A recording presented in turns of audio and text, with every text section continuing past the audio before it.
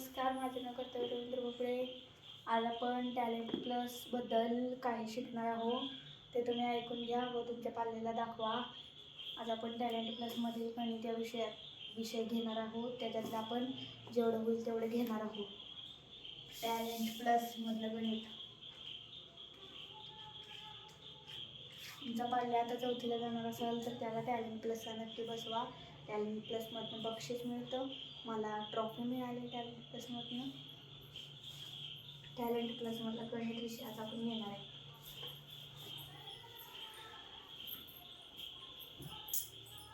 गणित हा विषय आज आपण घेणार आहे.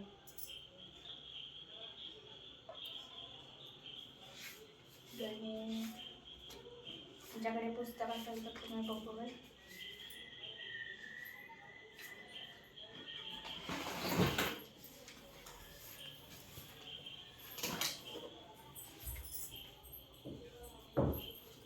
टॅलेंट प्लसमधला गणितचा पहिला विषय आंतरराष्ट्रीय संख्या चिन्हे.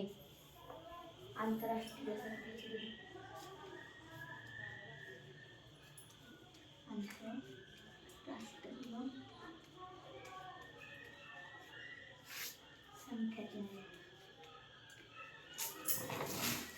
संख्या चिन्हे. क्या चिन्हे.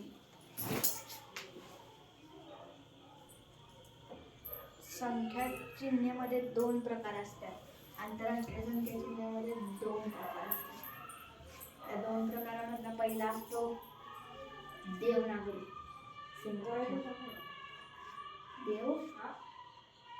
देवनागरी संख्या. देवनागरी संख्या चिन्हे.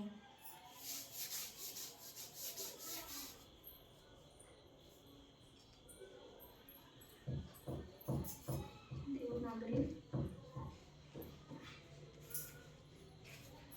संख्या चिन्हे.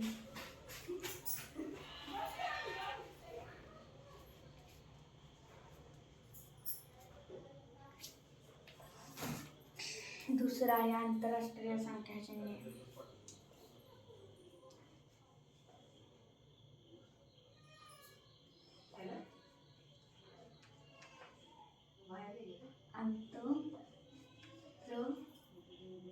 आंतरराष्ट्रीय संख्या. आंतरराष्ट्रीय संख्या.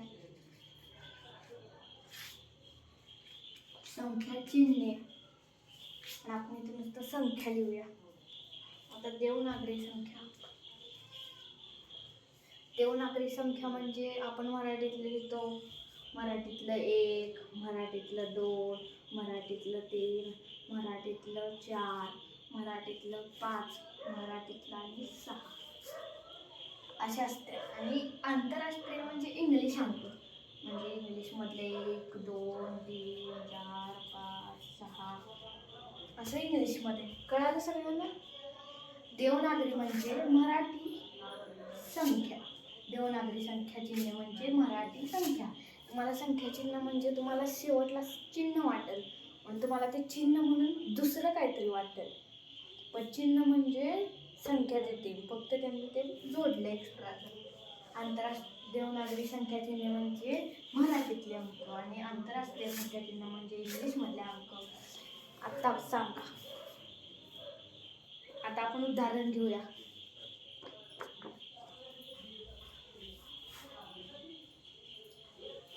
उदाहरण आता उदाहरण म्हणजे एखादा प्रश्न.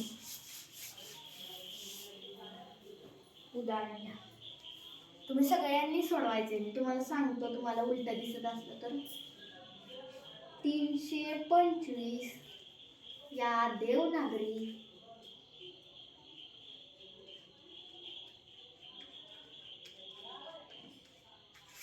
संख्येचे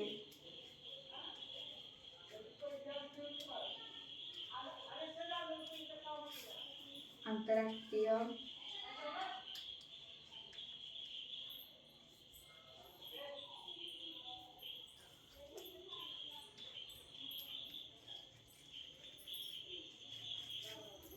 संख्येमध्ये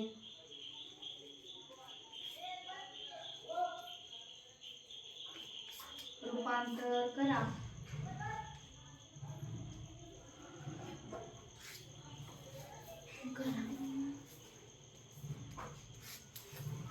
आता तुम्हाला याच्यातले महत्त्वाचे शब्द सांगतो.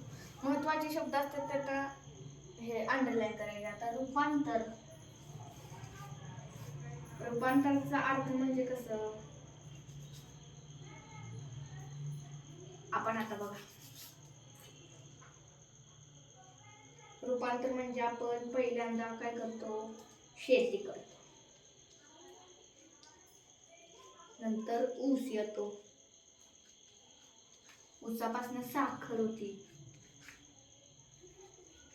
आणि साखरपासून चहा तयार होतो. हे कसं गेलं, शेताचं ऊसामध्ये रूपांतर झालं, ऊसाचं साखरेमध्ये रूपांतर झालं, साखरेचं चहामध्ये रूपांतर झालं. तसं रूपांतरचा अर्थ सगळ्यांना कळाला ना. आता 325 देवनागरी संख्येमध्ये लिहिले. 225 ही देवनागरी संख्येमध्ये लिहिले. त्याला आता आपल्याला आंतरराष्ट्रीय करायचे. 3 इंग्लिश मध्ये कसं असतं, असं असं असं. 2 कसं असतं, असं. आणि 5 कसं असतं, असं. आपलं उत्तर हे आलेलं आहे.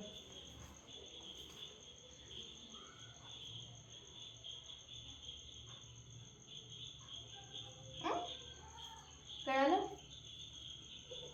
सगळ्यांना कळालं ना. चला आता मी तुम्हाला एक एक्झाम्पल देतो.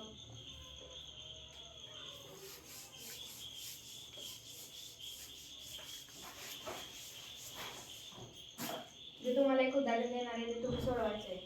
4 अंकी येते ना सगळ्यांना. चला उलटा प्रश्न घालणार आहे. 4 5 6 5 या संख्येचे या आंतरराष्ट्रीय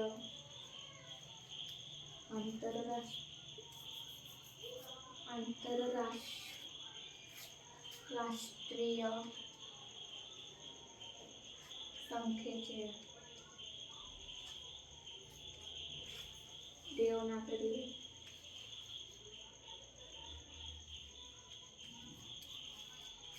संख्येमध्ये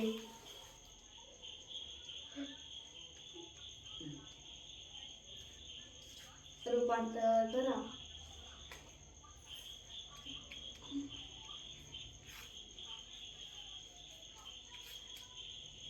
आणि तुम्हाला सांगायच्या पद्धतीने रूपांतर करा. आता तुम्हाला सांगितल्या पद्धतीने तुम्ही सोडवा हे गणित. 4565 या आंतरराष्ट्रीय संख्येचे देवनागरी संख्येमध्ये रूपांतर करा. 4565 सोडवा सगळ्यांनी. आणि ह्याचं तुमचं जे उत्तर आले ना ते मला कमेंटमध्ये टाका. मी तुम्हाला कमेंटमध्ये उत्तर सांगतो. उत्तर तुम्हाला कमेंटमध्ये मी पाठवते, ते तुम्ही चेक करा बरोबर आहे का नाही. आणि कमेंटमध्ये मला सांगा कुणाकुणाचा आन्सर बरोबर आहे, कुणाकुणाचं चुकलंय, आणि कुणाकुणाला कळालेलं नाही आणि कुणाला कळाले. मग मी दुसऱ्या मग व्हिडिओमध्ये मग मी तुम्हाला सांगतो कसं सोडवायचं, ज्यांना कळालेलं नाही त्यांना. ओके, चला सगळ्यांना कळाला प्रश्न. आता याचं उत्तर कमेंटमध्ये मी टाकतो. ते बरोबर आहे का चुकलंय कुणाचं ते सांगा, कुणाला कळालं नाही ते सांगा. चला आता आपण पुढचा विषय घेऊया. आंतरराष्ट्रीय संख्या चिन्हानंतर रोमन संख्या चिन्हे. टॅलेंट प्लस मध्ये 20 पर्यंतच आहे. टॅलेंट प्लस मध्ये फक्त 20 पर्यंतच आहे काय. आता रोमन संख्या माहिती आहे ना सगळ्यांना, तरी पण आपलं रिव्हिजन घेऊ. 20 पर्यंत मी तुम्हाला लिहून देतो. 1 ला आय, 2 ला डबल आय, 3 ला ट्रिपल आय, 4 ला तुम्हाला माहितच असेल 4 पासून पुढे ते. मग परत 11 ला, परत मग 10 ला काय असतं एक्स आणि कसं ते काय काय तुम्ही ते लिहा, तुम्हाला माहित असेल. नाहीतर तुमच्या पुस्तकामध्ये दिलेलं असतं. व काय ते लिहिलंय इथं सगळे दिलेत बघा आंतरराष्ट्रीय चिन्ह. हो काय तर लिहिलंय देवनागरी संख्या चिन्हे. परत इथं आंतरराष्ट्रीय संख्या चिन्हे 20 पर्यंत, 10 पर्यंत. परत रोमन संख्या चिन्हे 10 पर्यंत. देवनागरी संख्या चिन्हे डबल डबलदा दिले, म्हणजे डबल डबलला नाही, इथं वर 1 ते 10 दिले आणि खाली 11 ते 20 पर्यंत दिले. तुम्ही त्या पुस्तकामध्ये बघचाल, तुम्हाला शाळेत हे पुस्तक असलं जाड मिळेलच.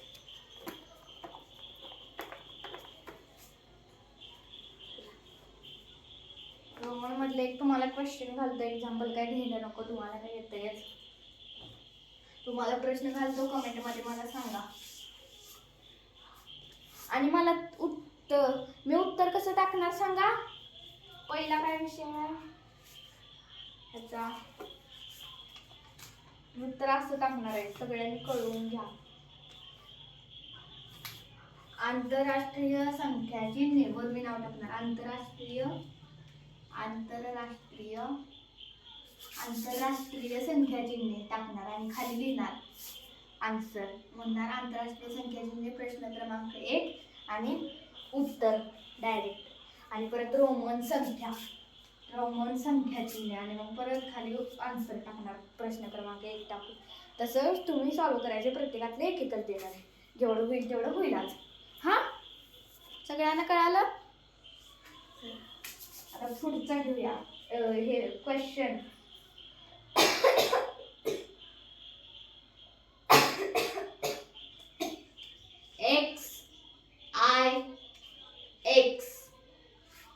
x म्हणजे x ही संख्या कोणती?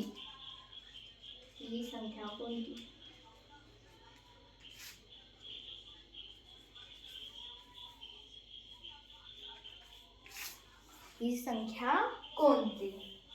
म्हणजे ही रोमन अंकातली संख्या दिली आहे, तिचं आपल्याला संख्येमध्ये रूपांतर करायचंय. म्हणजे त्यांनी पर्याय बघा काय कशात दिले. तुम्ही काय पण द्या, देवनागरीमध्ये उत्तर द्या, नाहीतर रोमन अंकामध्ये द्या. कशात आंतरराष्ट्रीय संख्या चिन्हांमध्ये उत्तर द्या, नाहीतर देवनागरी संख्या चिन्हांमध्ये उत्तर द्या. मी कशाला पण बरोबरच सांगणार आहे. उत्तर झालं. पुढचा प्रश्न घेऊया. सगळ्याचे मला उत्तर कमेंटमध्ये पाहिजे, आणि तुमचं उत्तर तुम्ही चेक करायचं, वहीमध्ये लिहून घ्यायचं आणि कमेंटमध्ये बघायचं काय काय उत्तर ते.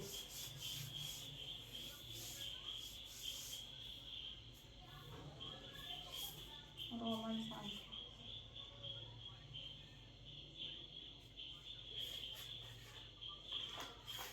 संख्या वाचन. आता संख्या वाचायला कोणाला येत नाही.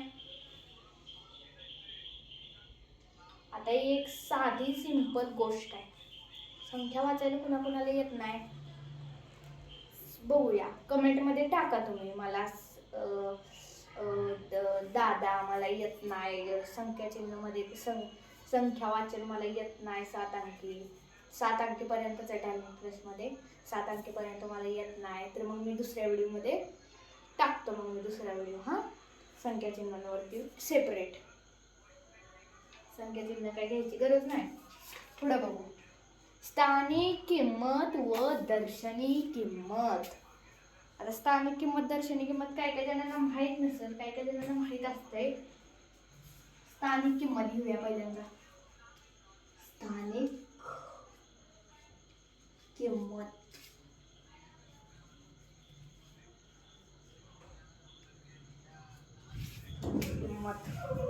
स्थानिक किंमत म्हणजे काय?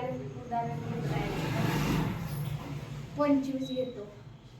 25 म्हणजे ह्याच्या खाली तुमच्या चौथीचा टॅलेंट प्लसचा क्वेश्चन पेपर असते ना, त्याच्यात स्थानिक किमतीवर प्रश्न असे असतात, म्हणजे 4 अंक असतात, 5 अंक असतात, कोणत्या तरी संख्येच्या खाली असे अंडरलाईन मारलेले असतात, डार्क अंडरलाईन.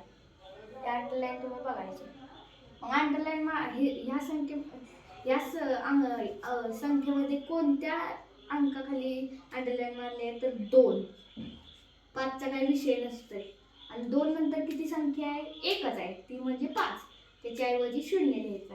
आता तुम्हाला अशी आली 2, 2512 आणि 1च्या खाली असलं, 1च्या खाली असली ना अंडरलाईन, तर हे 25चा काहीच विषय नसतोय. तुम्ही 0 लिहा, नाही तर लिहा अशी 2 0 लिहिलं तरी पण चालतं, आणि 1 आणि 0 तर 0. ह्याची किंमत 10च राहते. पुढच्या शून्यांना काही किंमत नसते. अंकांच्या पुढच्या किमतींना शून्याला काही किंमत नसते. आता तुम्हाला मी उदाहरण देतो स्थानिक किमतीचं.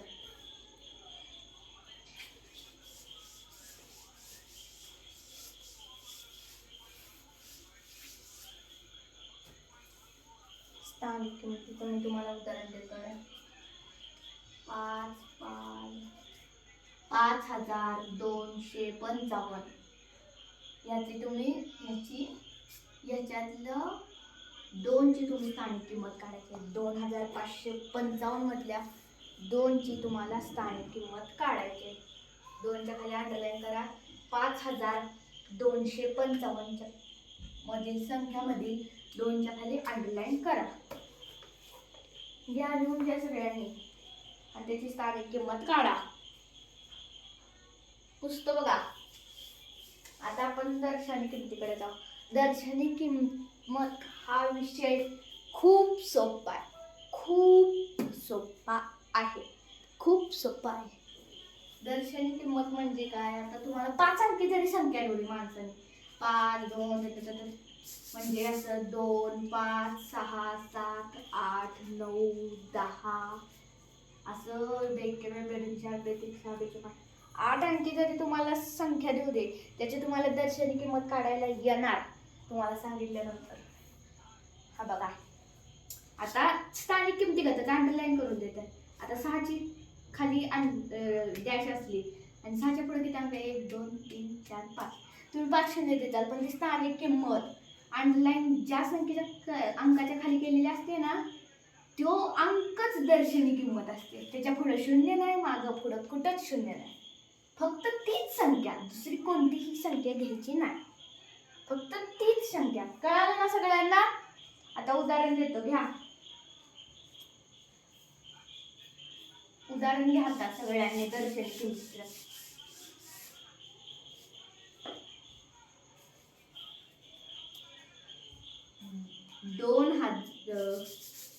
20,555 मधील शून्याच्या खाली अंडरलाईन केले.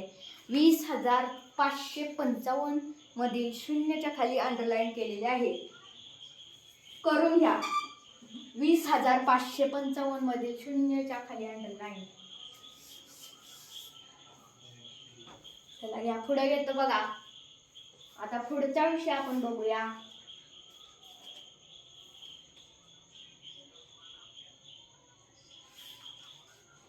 पुढे आहे विस्तारित मांडणी. आता आपण विस्तारित मांडणी शिकणार आहे. विस्तारित मांडणी. कोणतीही संख्या विस्तारित मांडणी तुम्हाला सांगतो.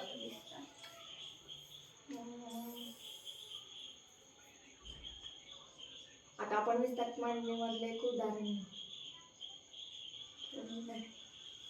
525. ह्याच्या खाली काय अंडरलाईन केलेली नसते, काहीच केलेलं नसते. फक्त याची विस्तारित मांडणी म्हणून काढी सापडलेली असते.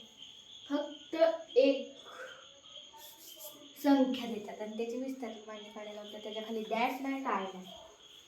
कळालं? विस्तारित मांडणी कशी काढायची आज? आता ही स्थानिक किमतीसारखंच असते, पण स्थानिक किमतीला वेगळं असते. म्हणजे याची बेरीज करून सांगायची प्रत्येक दशकात. आता कसं सांगू तुम्हाला सोप्या पद्धतीत. आता हे 5 आहे. एक नंबर टाकून घ्यायचे. 1, 2, 3. 525 3 अंकी. 1, 2, 3 टाकलं. पहिलं काय आहे? 5 आहे. 5 नंतर थोडंसं अंतर ठेवायचं, अधिक करायचं. 5 नंतर 2 आहे, थोडंसं अंतर ठेवायचं, अधिक करायचं. 5 नंतर 2 नंतर 5 आहे, थोडंसं अंतर ठेवायचं आणि बरोबर लिहायचं. हा, आणि प्रत्येक संख्येच्या पुढे, प्रत्येक अंकाच्या पुढे जेवढी संख्या आहे ना, तेवढे शून्य द्यायची. म्हणजे 5च्या पुढे 2 अंक येतात म्हणून 2 शून्य 5च्या वर, आणि 2च्या पुढे 1 अंक आहे म्हणून 0, आणि 5च्या पुढे काय अंकच नाही म्हणून अशी विस्तारित मांडणी होती. म्हणजे 525 ह्यांची बेरीज किती आली? 525. म्हणजे 5च्या पुढं 2 अंक आहेत म्हणून 2 शून्य. 2च्या पुढं 2 अंक आहेत, 1 अंक आहे. 2च्या पुढं 1 अंक आहे म्हणून 1 शून्य दिला. 5च्या पुढं अंकच नाही म्हणून शून्य दिले म्हणजे शून्यच नाही दिला. 5च्या पुढं 2 अंक आहेत म्हणून 2 शून्य दिले आणि 2च्या पुढं 1 अंक आहे म्हणून 1 शून्य दिला. 5च्या पुढं अंकच नाही म्हणून शून्य दिला नाही. आणि ह्यांची बेरीज, ह्यांच्या सगळ्या संख्येच्या मध्ये स्वल्पविराम टाकायचं नाही, बेरजेचे चिन्ह टाकायचं आणि सगळं झाल्यानंतर बरोबर चिन्ह करायचं आणि विस्तारित मांडणीची बेरीज करायची. बेरीज जेवढीच येते जेवढी त्यांनी आपल्याला संख्या दिली आहे. हा, आता तुम्हाला उदाहरण घालतो. सगळ्यांना कळालं ना? ज्याला कोणाला कळालं नसेल त्यांनी कमेंटमध्ये सांगा मला, दुसऱ्या व्हिडिओमध्ये सांगतो. दुसरा व्हिडिओ मी पार्ट 2 दुसऱ्या व्हिडिओमध्ये मी टाकणार आहे. कमेंट वाचल्यानंतर आता दुसरं आपण बघू. आता आपण 6व्या विषयाला गेले. मोठ्यात मोठी व लहानात लहान संख्या. मोठ्यात मोठी व लहानात लहान संख्या. आता तुमच्या सगळ्यांना हे पाठ पाहिजे. 1 अंकी लहान संख्या 1, एक अंकी मोठी संख्या 9.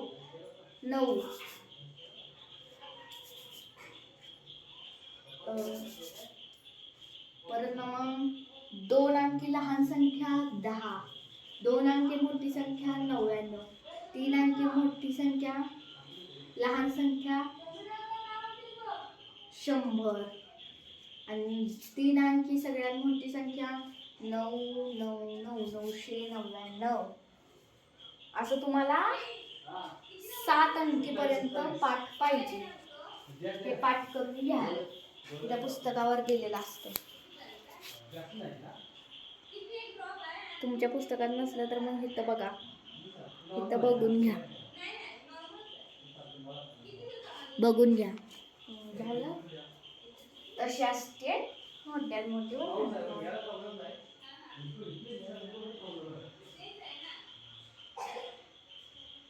सॉरी विस्तारित मांडणीचं तुम्हाला उदाहरण द्यायचं राहिलेलं ना.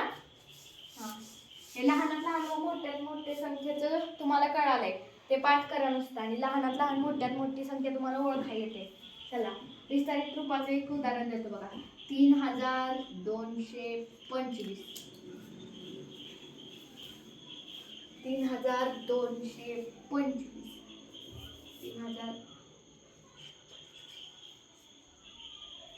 ही संख्या आहे बघा. त्याची विस्तारित मांडणी करायची आहे. मी कमेंटमध्ये उत्तर सांगतोय.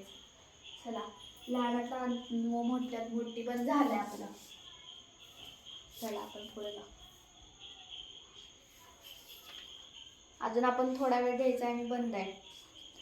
संख्यांचा चढता व उतरता क्रम. आता आपण शिकायचं. काय नाव? संख्यांचा चढता व उतरता क्रम. चला,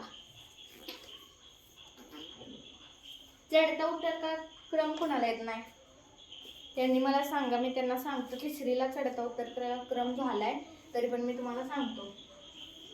आता चढता उतरता क्रम कसा असतोय? एक एक्झाम्पल घेते काय. 1 अंकी 1 2 3 4. ह्याचा चढता क्रम कसा असतो? लहानापासून मोठ्याकडे. म्हणजे कसं 1 2 3 4 हे चढता क्रम. आणि उतरता क्रम म्हणजे मोठ्यापासून लहानाकडे म्हणजे 4 3 2 1 असं ह्यो उतरता क्रम. चढता म्हणजे लहान संख्यापासून मोठी संख्येकडे आणि उतरता क्रम म्हणजे मोठ्या संख्येकडून लहान संख्येकडे. एवढंच तुम्ही लक्षात ठेवा. आता तुम्हाला टॅलेंट प्लसला 3 अंकी असते. हा, 3 अंकी असते. पुढे बघू. आणि तुम्हाला असं पण एक प्रश्न येऊ शकतो चढता उतरता क्रम मध्ये.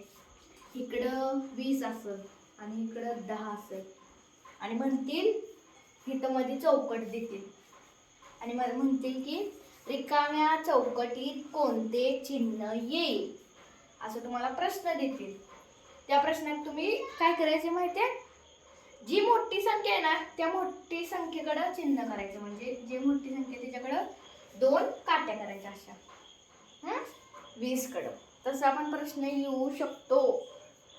लहान संख्या विचारतात, मोठी संख्या विचारतात, तसं पण येऊ शकतं. आता उदाहरण देतो तुम्हाला.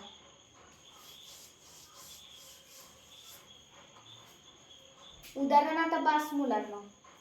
हा सोपं आहे आता सगळं. संख्यांवरील आधारित प्रश्न म्हणजे मूळ संख्या असू दे, संयुक्त संख्या असू दे, वर्ग संख्या असू दे, घन संख्या असू दे, परत सम संख्या असू दे, विषम संख्या असू दे, असं सगळे प्रकार आहेत. आता तुम्हाला सांगतो, संयुक्त संख्या म्हणजे काय, मूळ संख्या म्हणजे काय. मूळ संख्या म्हणजे ज्या संख्येची म्हणजे ज्या संख्येला फक्त आणि फक्त 2 संख्येनेच भाग जातो, म्हणजे 1 आणि ती स्वतः संख्या. म्हणजे ज्या संख्येला 2च संख्यांनी भाग जातो, बाकीच्या कोणत्याही संख्येने भाग जात नाही, ती मूळ संख्या. आणि संयुक्त संख्या म्हणजे जास्त भाग जाणारे, म्हणजे 2 पेक्षा जास्त, ज्यांना म्हणजे त्या संख्येला 2 पेक्षा जर का जास्त संख्येने भाग जात असेल तर ती संयुक्त संख्या. आणि सम संख्या म्हणजे ज्या संख्येच्या एकक स्थानी 0, 2, 4, 6, 8 ह्यापैकी एखादा अंक असेल तर ती सम असेल, एकक स्थानी म्हणजे शेवटचं. आणि जास्त तिथं नसल, 1, 3, 5, 8 नाही 9 वगैरे असं काही एकक स्थानी असतील तर ती विषम संख्या. हा वर्ग संख्या आहे ते, घन संख्या पण माहिती आहे तुम्हाला. चला ह्याच्यात काही वेळ घालवाय नको, तुम्हाला कळालं. पुढं पण तेच आहे, सम विषम ते आहे. आता बेरीज तुमच्या सगळ्यांनी ती 3 अंकी बेरीज शिकली पाहिजे. 3 अंकी, 4 अंकी, फुले वगैरे, वजाबाकी, गुणाकार, भागाकार आहे, पदावली. आता आपण पुढच्या भागात पदावली बघूया. आज लय रात्र झाले, मला पण झोपायचंय. तुम्ही लक्षात ठेवा, मी ह्या व्हिडिओवरती मी पार्ट 1 लिहिणार आहे आणि दुसऱ्या व्हिडिओमध्ये मी पार्ट 2 लिहिणार आहे. कोणत्याच व्हिडिओमध्ये तसं ठेवलेलं नाही. आणि सगळ्यांनी मला कमेंटमध्ये सांगा, तुम्हाला कोणता विषय कळाला नाही तर मी तुम्हाला ते सांगतो समजावून. हा ओके, बाय, गुड नाईट.